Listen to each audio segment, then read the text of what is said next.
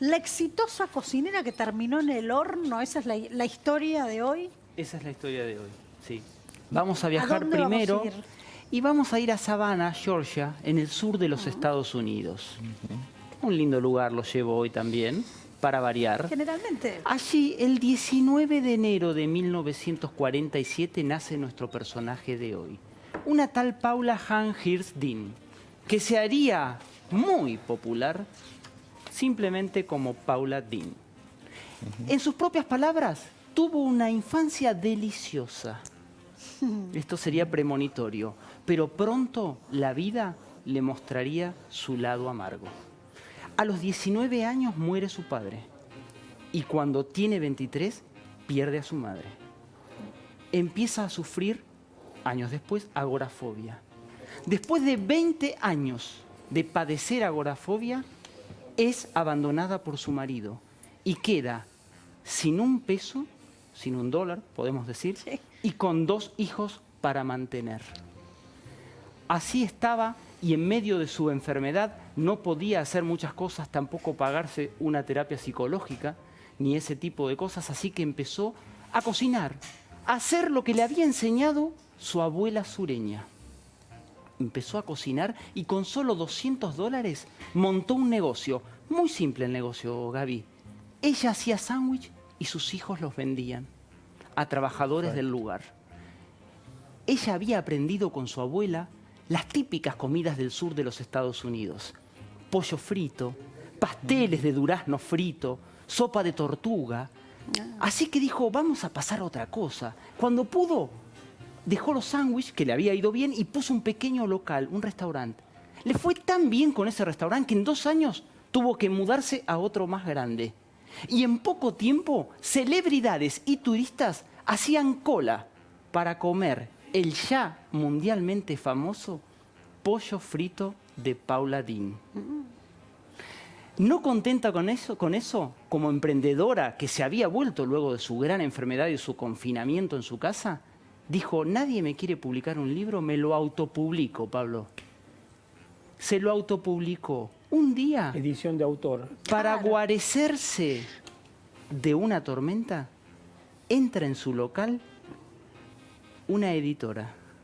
Ve el libro, ve potencial en el libro, lo empieza a promocionar y una famosa editorial se lo publica.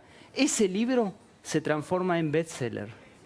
Vende miles de libros, escribe 4 más, cada uno de los cuales también fue a su debido tiempo bestseller. ¿Recetas?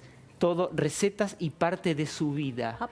Cuando ella se hace popular por ese libro, empieza a recibir cientos de cartas de mujeres estadounidenses que le decían que ella les había salvado la vida porque ella les había enseñado que había una posibilidad más allá de las dificultades. Empezó a ir a canales de televisión y cuando va al programa, al famoso programa de Oprah Winfrey, Claro. ya directamente está en lo más alto. Su restaurante seguía funcionando de maravillas. Y para 2002, la frutilla del postre, nunca mejor dicho, tiene su propio programa de televisión, que es automáticamente aclamado por la crítica y seguido por fanáticos que se pegaban a los aparatos para verla a ella. Querían ver sus recetas. No solo eso, USA Today la premió con el premio del año a la mejor comida americana. Wow. Estaba, como decimos siempre, casi en lo máximo. Esta mujer con buenos modales, con acento sureño y con exquisitas recetas, se había metido en su bolsillo, o en su cocina, mejor dicho, a todo el público estadounidense y había montado un imperio de libros, recetas y programa de televisión. Así que estaba casi en la vida perfecta. Aquella niña que había tenido una infancia deliciosa, pero que después había sufrido la agorafobia, era ahora la cocinera más famosa de los Estados Unidos. Había, como dije, montado un imperio culinario y estaba embolsando millones de dólares. Estaba en su mejor momento, tocando el cielo, con sus utensilios de cocina. Cucharón. Pero siempre hay un pincelazo que te apaga el horno. Es como un vientito que te apaga el horno.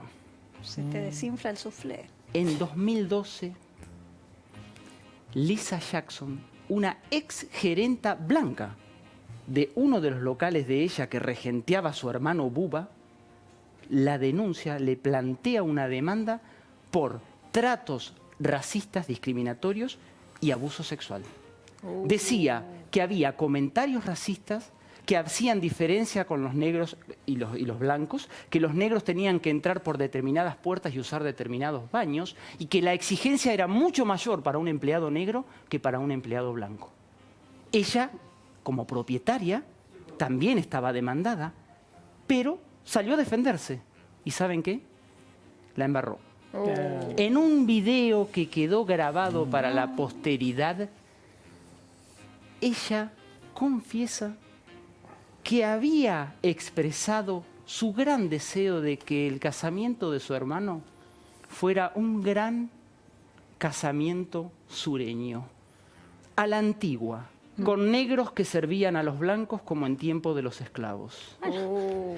Y admitió que en su casa era común hacer chistes de negros. Y lo hizo, para colmo, utilizando la palabra despectiva para hablar de los negros Sí, que es en inmencionable, inglés. no se puede decir en Estados Unidos. No se puede decir, si me permiten, la voy a Sí, decir sí, para sí, que los para- televidentes sí. la escuchen. Niga.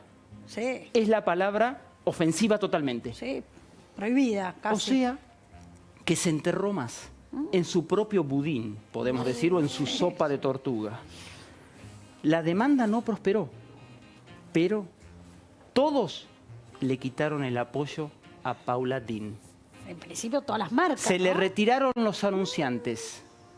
El público dejó de adorarla y empezó a recriminarle sus dichos, y su programa de televisión fue levantado del aire. Se terminó así el cuento de hadas de la mujer que llegó a ser considerada la abuela culinaria de los Estados Unidos. En Colonia Seré tenemos así una gran figura de la cocina. Tenemos. Chef, Tenemos. cocinero, cocinera. No, tenemos un tipo muy hábil con el horno, pero no en la cocina, en la panadería. Estamos Sí. ahí, estamos en el rubro. En la panadería, ahí en Seré, teníamos al Sapo Bermúdez. Sapo Bermúdez. Sí, le decían pata desprolija, ¿Por qué? porque no tenía todos los patitos en fila. Pata desprolija se la daba el maestro de pala. Maestro de pala es el que maneja todo ahí Claro. en la panadería. Y él había alquilado, luego de años de que el glorioso Floro Derecho tuviera su panadería exclusiva, la única que proveía de pan a Seré y galleta. Se jubiló Floro, la alquila justamente el Sapo Bermúdez, maestro de pala. Él se la daba al maestro de pala y era amo y señor en la cuadra. Y digo cuadra y tengo que hacer un acápite. A ver. A ver.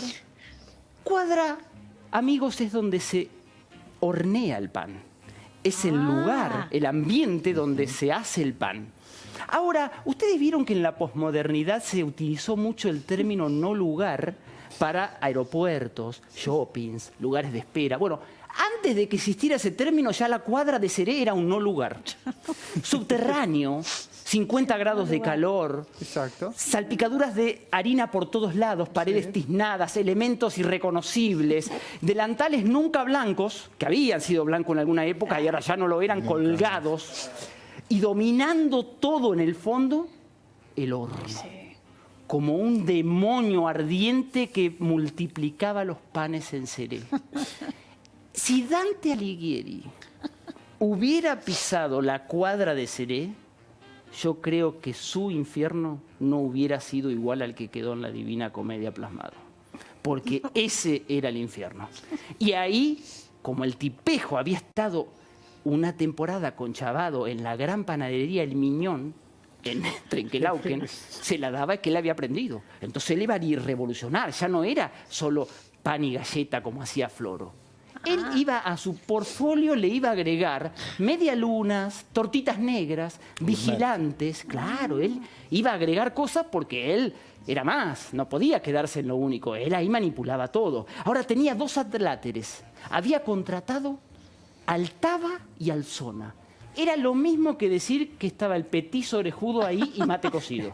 Estos 2 tipejos hacían las tareas más sucias mientras él manipulaba todo. Pero él también, como él, su segundo amor era el boxeo. Su sueño hubiera sido subirse un día al ring. O sea que él, ¿sabe qué hacía, Gaby? Entrenaba ahí mismo, en la cuadra. Él, claro, la pala larga esa con la que metés los panes y la sacás como cuando tirás un mantel, lo hacía rápido, corría, hacía sombra, una bolsa que había colgado le pegaba, hacía abdominales y volvía otra vez, así, entrenaba ahí y hacía peleillas con estos 2 seres, los hacía pelear. Un día estos 2 seres pelearon tanto que se encarnizaron y agarraron la ceniza que va sacando del horno para limpiarlo. Se la tiraron entre ellos y mancharon toda la harina. Así que al otro día hubo un poco de olor, la salvaron un poco, pero había olorcillo a cenizas en los panes y en las galletas. Ya la gente y la gente empezó a ver alguna cosa rara. Nosotros íbamos también ahí.